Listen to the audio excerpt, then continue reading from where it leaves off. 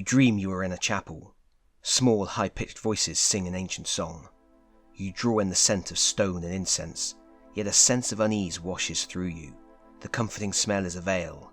The core is more macabre. Dream yields to waking confusion. A grave, dust, bones, and dried death. A flickering torch. Underground, a crypt. In the near darkness you remember nothing, not even your name. You wait, listening for anything to provide answers. Nothing. The flesh of your arm aches. You touch it.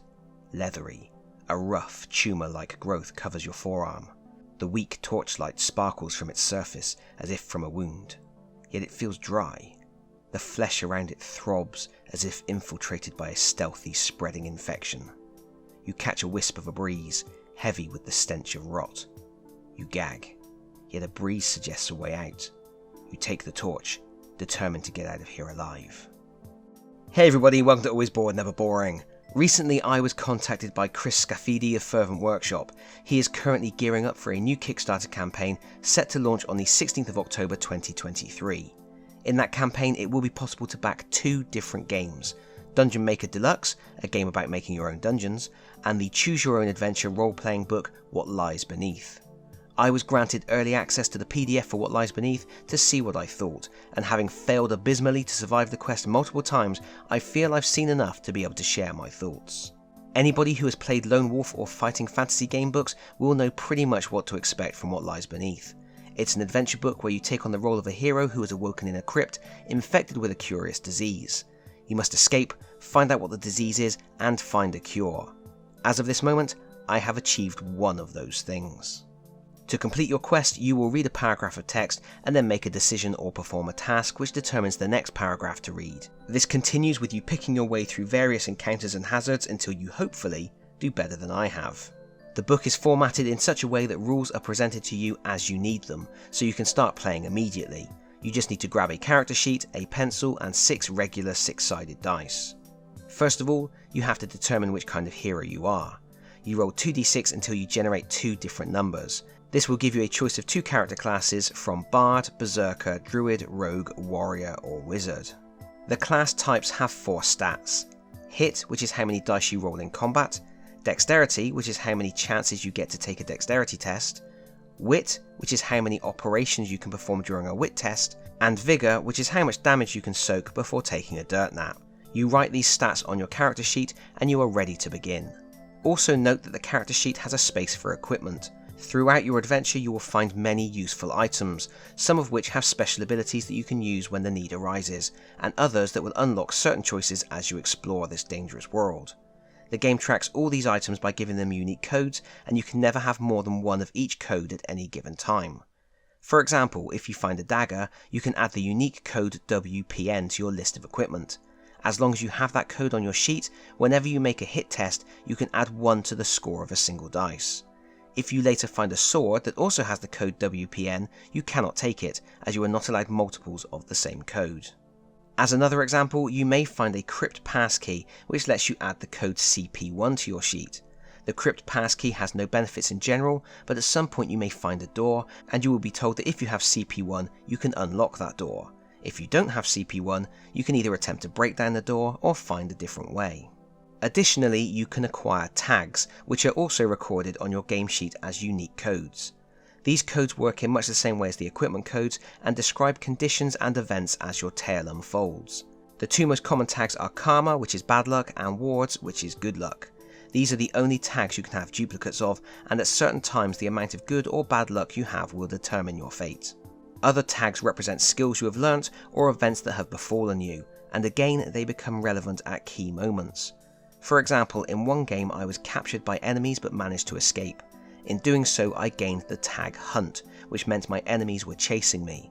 As the adventure continued, there were multiple instances where I was told that if I had the Hunt tag, then my enemies had caught up with me, leading to side battles, desperate escapes, and unfortunately in my case, a disastrously early end to my heroic endeavours.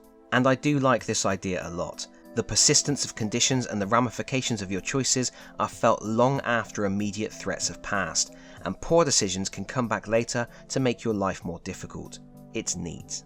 With your character created and dice in hand, You begin your quest. You read a paragraph, make a choice based on your equipment and stats, which directs you to your next paragraph, and you repeat. However, when it comes to the many challenges you face, the game does present some new ideas. Should you find yourself in combat, you will be asked to perform a hit test against a target value. This is simple enough. You just roll a number of dice equal to your hit stat, and if at least one dice turns up the target value, then you succeed. Failing will invariably result in the loss of vigour, and sometimes other negative consequences. Should you ever hit 0 vigour, it's game over. You will also regularly have to use dexterity to overcome challenges, such as removing items from cracks in the wall, climbing cliffs, or sneaking past guards. When you do this, you place a d6 on top of a second d6. You then take a third d6 and you fire it across the table from a distance indicated by the test. This distance could be up to 6 inches for the hardest challenges, and there is a measuring gauge on the side of the character sheet to help you set up the test. Each point of dexterity your character has allows one shot, and the aim is to hit the tower of dice without knocking it over. In my first game I was using small lightweight dice from Games Workshop. This was a bad call. I failed every dexterity test because the dice were too light, and I died horribly, very quickly. For my second game I fished out some nice heavy chunky dice, and things have gone much better ever since. Or at least they would be going much better if I didn't keep making such bad life choices.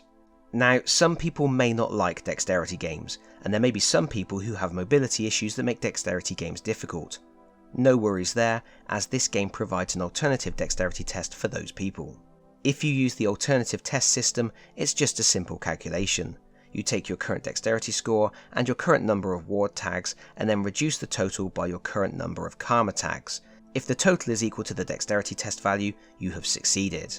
The downside to this test is there is no random element or skill element to work with. You either have high enough attributes or you don't. Still, it's a thoughtful move to have a second type of dexterity test, and it does make the game more inclusive. The third type of challenge is a challenge of wits, which you may need to solve a puzzle or decipher a coded message. In this case, you roll a number of d6 equal to the number specified in the test, usually 3 or 4. For each point of wit your character has, you are allowed to perform one operation on the dice you rolled. You can add 1 to the value of one dice, you can flip one dice so the number that was on the bottom is now on the top, or you can re-roll one dice. And the aim is to manipulate the dice values to make a continuous sequence of ascending numbers with no gaps. So if you have 4 dice, you could make 1, 2, 3, 4, 2, 3, 4, 5, or 3, 4, 5, 6. These 3 tests, combined with equipment you find along the way and your own logic in handling new encounters, will determine your success. But if my experiences are anything to go by, often success isn't on the cards. Your hero will die in many unusual ways. I have died in combat, I have died from failing dexterity tests, and I have died from being hunted down. When this happens, you have to reset your quest. Sometimes that means going back to the very beginning and starting with a brand new character. However, there are also checkpoints you can reach which allow you to continue from there instead. This is a great addition, as it means you don't become too frustrated replaying the first few encounters over and over again. As an added bonus, if you start with a new character, you get to spend any experience points you accumulated on your previous run from killing monsters and solving puzzles to upgrade that new character. You can improve any of your stats, buy wards, or even buy powerful magical items. This gives you a much better chance and helps you to overcome any situations that have previously beaten you. And if you do survive, well, even that isn't the end. There are multiple endings to the story and multiple levels of success.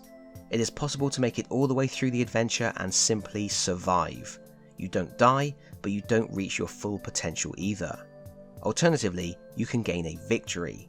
There are 4 different victories based on the decisions you make, so there's a real incentive to dive back into the game to try to unlock them all.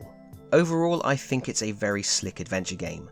The prose is decent, there are places where it could be tightened up, but it's evocative and paragraphs are kept to a reasonable length, so you are constantly hitting the next decision point and the game remains fast paced.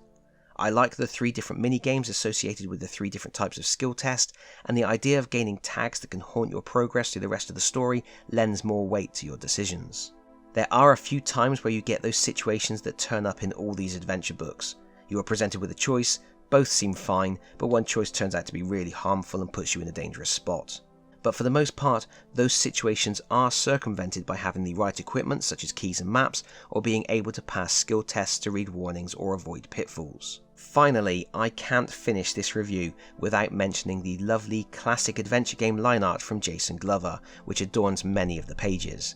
His images of dungeons, gloomy caverns, skulls and monstrous foes give the game a dark, foreboding style, which is perfectly in keeping with the story of a hero trying to escape captivity, cure an unearthly affliction, and seek their revenge. But there we have it, that is What Lies Beneath, which will be coming to Kickstarter on the 16th of October, along with the game Dungeon Maker Deluxe. If you think you might want to check out the campaign, you can sign up on Kickstarter to be notified of the launch, or you can visit Fervent Workshop's website. I will put all the relevant links in the video description below. All that's left for me to say is thank you once again to Chris for letting me have early access to the book for review, and thank you all for watching. If you like this video, please consider pressing the like button. If you really like this video, please consider subscribing if you don't already do so, and hopefully I'll see you all again very soon. Bye bye everyone, bye bye.